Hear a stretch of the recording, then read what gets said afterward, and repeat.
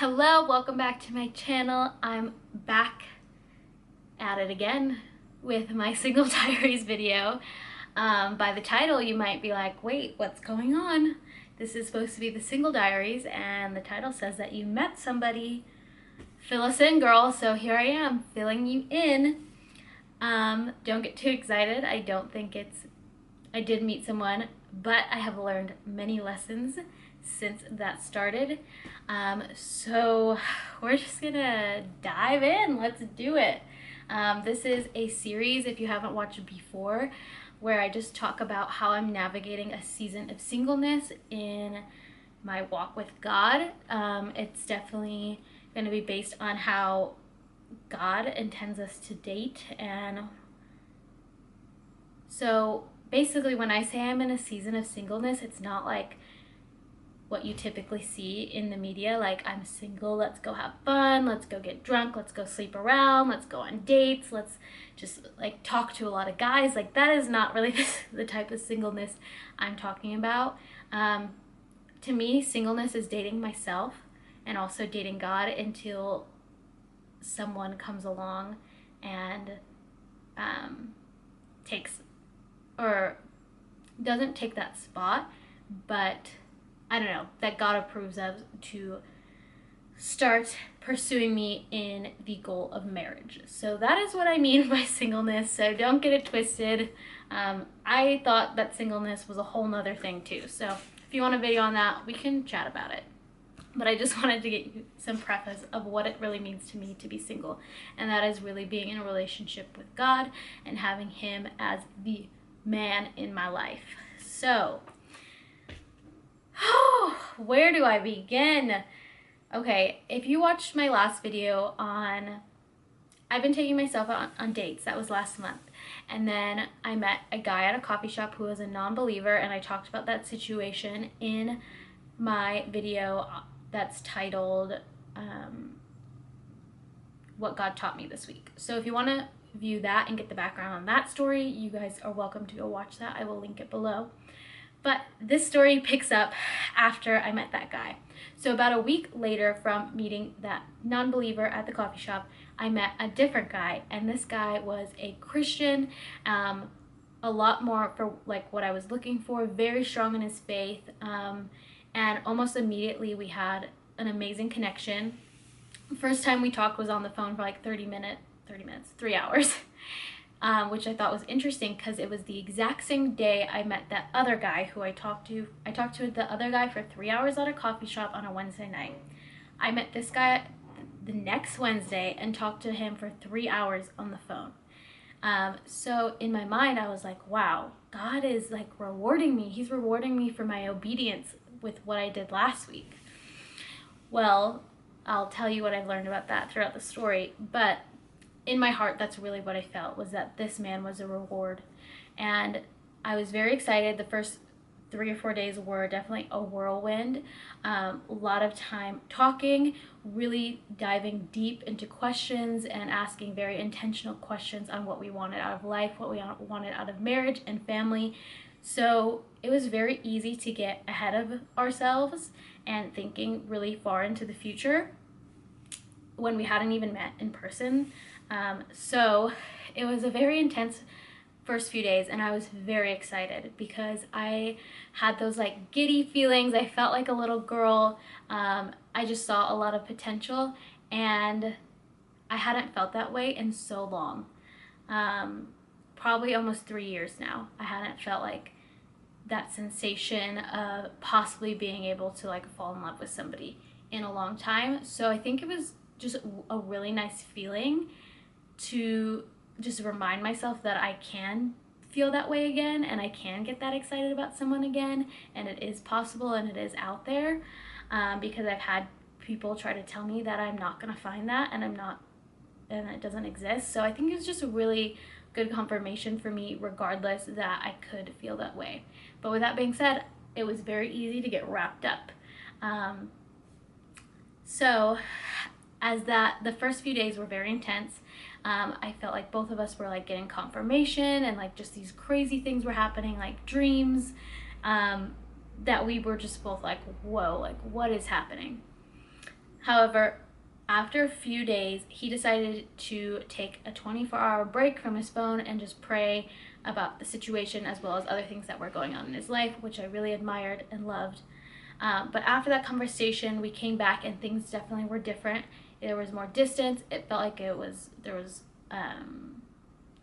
just like taking a step back. And the way he explained it was that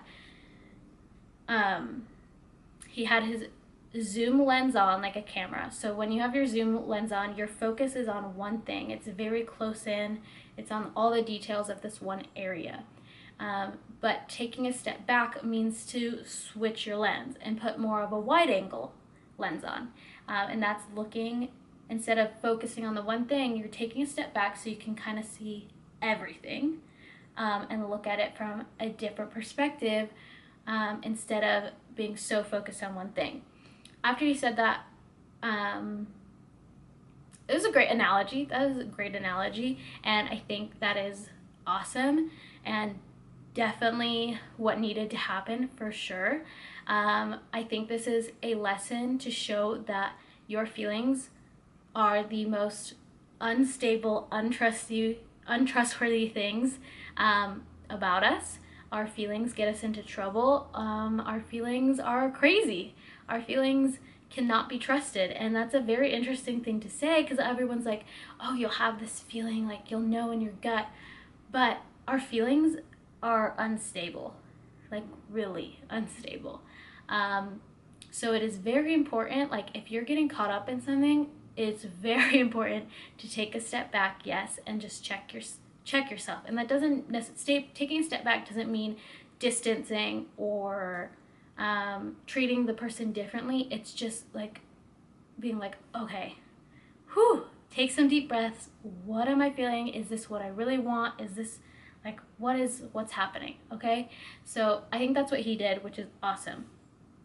Moving forward, I started to get in my head because I mean, the dynamic started in a way where we had a lot of attention on each other and we were both very interested. So I think to have somebody pull back from that was very confusing for me. And I just like couldn't stop thinking about it. And I began to get very in my head.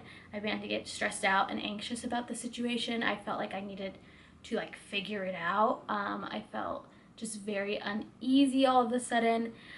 And if you know me, I don't really get stressed out easily. I don't get anxiety much. I'm pretty smooth sailing. I don't typically get in my head. So for me, this little bit of shakiness it felt like a lot. It felt very heavy. It felt like I was like gonna break down. So the weekend after that, I decided to just take a step back and just take some time for myself, spend time with God. And through that, I learned that I really need to spend more time alone. I was really pouring out to a lot of people, not just that man, but like friends, and just like really surrounding myself with people all week. And I'm an introvert, which means I need to be alone to recharge, and I hadn't spent any time alone, or I hadn't rested. So through that weekend, I was able to rest and really get out of my head substantially less than I was before. So sometimes we just need to press the pause button, and we need to rest, and we need to regroup. If something is dominating your mental thoughts and like your brain, that is a sign that you need to take a step back and shift your focus. And like the guy said, put on your wide lens, because if you are obsessing over something, it means that you have your zoom lens on and you're only focusing on that. If you had your wide lens on, you would be focusing on everything else in your life, and this one thing wouldn't be so stressful or wouldn't be causing so much anxiety.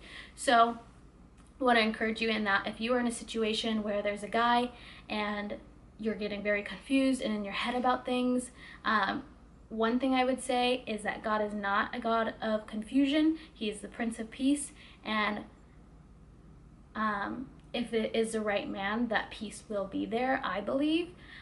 Also, that it is a sign that you're still struggling with something and you're not going to God to find that peace. You are looking into the situation too much and trying to find it there. So that was just a little lesson in itself. Anyways, the following week, I kind of got this mindset and I was like, you know what?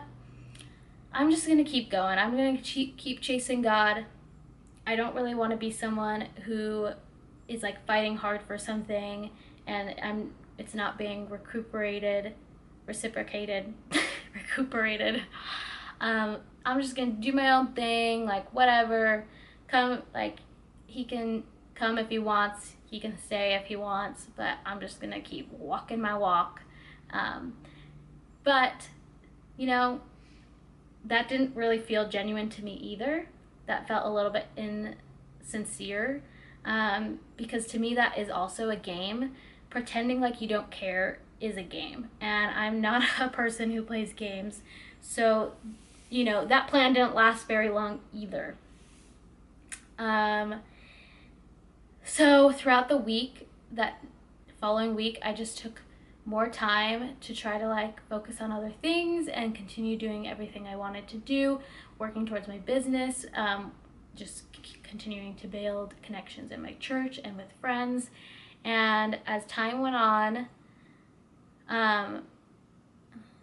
it was just put very heavy on my heart that I just needed to communicate. I think in my head, I'm like, okay, I kind of need an answer. Like, is this going anywhere or is it not? So I can stop focusing on it so much.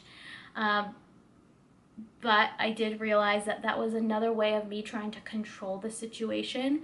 I really wanted control. I really wanted an answer. And that was not trusting God either.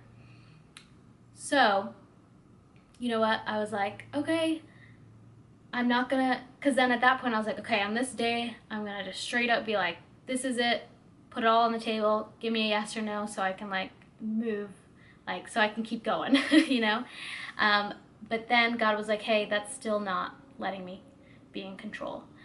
So after that weekend, I really just like spent time with God, hadn't really been talking to this guy much at all, and there was a day that I was like, okay, I want to send a text message on this day.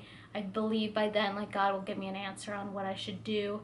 But I wasn't attached to it anymore. I wasn't like, okay, I'm going to get my answer this day, and that's that. I was just like, you know what? Whatever. Like, whatever, God, just do with it what you will. So that Sunday rolls around. We end up chatting on the phone for a little bit. And I think it's just like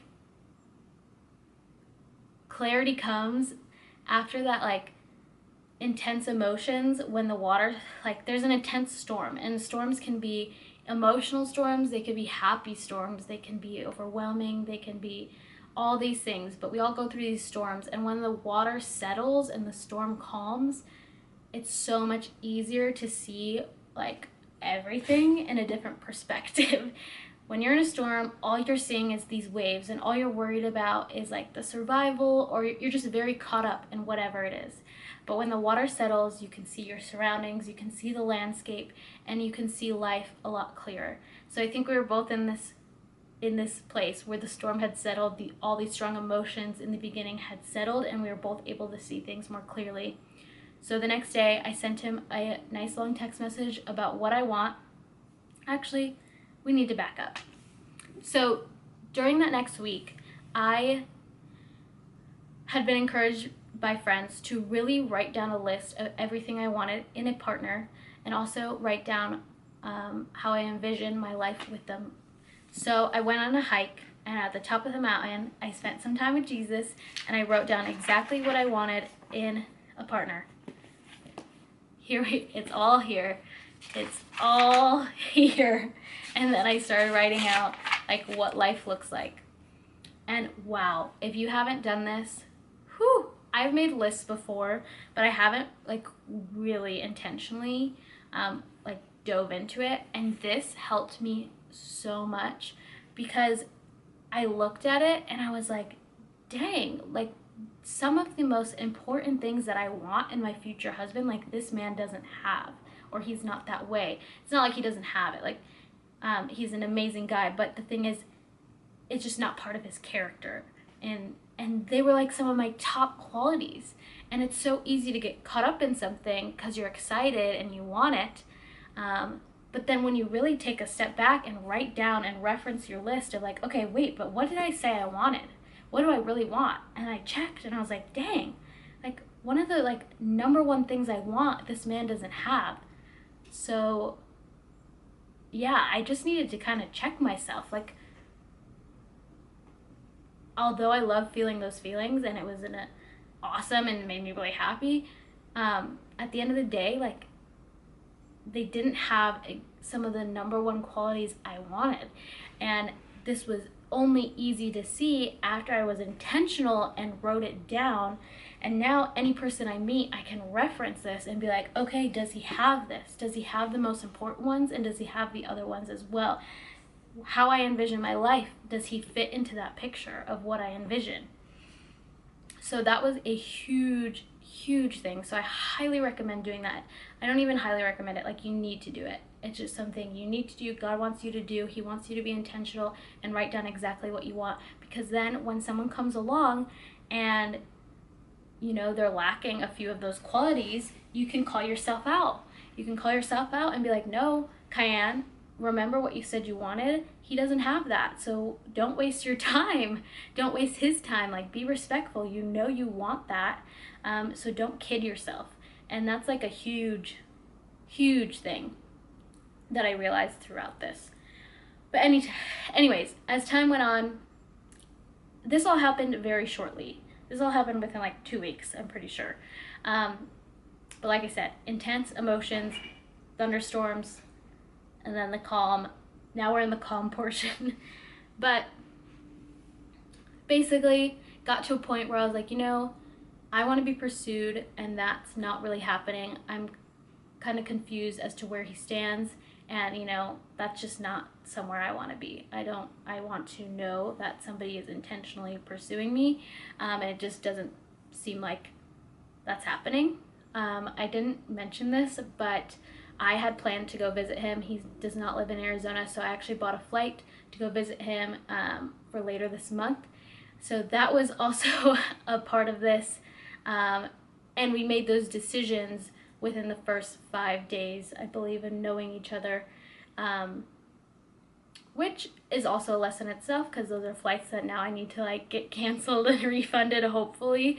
But it was very like quick decisions, and like we wanted to figure it out quickly, I guess. But if we would have waited out the storm and waited for a little bit more clarity and calmness, I don't think I would have made that decision to book a plane ticket. But with that being said, you know, always great lessons in everything. So at the end of the day, he felt it was not put on his heart to pursue me. And at the end of the day, I also felt like, now that I'm like taking a step back and looking at it and looking at my list, you know, he's not really someone who I could see as a long-term partner either. So it's really cool how God works in that way, and how dating intentionally gives you that clarity right away. Like, I didn't end up going to visit him. I didn't have to spend like 6 months talking to him to get to that point. We figured this out in 2 weeks. And I think this whole situation, for one, really just helped me understand why God doesn't believe in dating. He only believes in courting, and I get it now. I totally get it, because I never shared any intimate moment with this man. We talked, and that was it. We didn't hug. I haven't even seen him in person, haven't kissed him, haven't done anything, and therefore I was not attached to him in that physical way at all. So when this thing needed to end, it wasn't this emotional roller coaster that a lot of women experience after they like sleep with someone, or like are physically intimate in any way, because I didn't have neither of us had any of those strings attached to each other. And I can see how like being like intimate or even kissing someone can create a stronger tie and bond. But since that wasn't there, it was so easy and painless when we both decided that this is not something we wanted to pursue. And it just clicked, and I was like, dang, like, I get it, God. I get that this is the way you want us to date, because we are guarding our hearts. Like, this is what it means to guard our heart.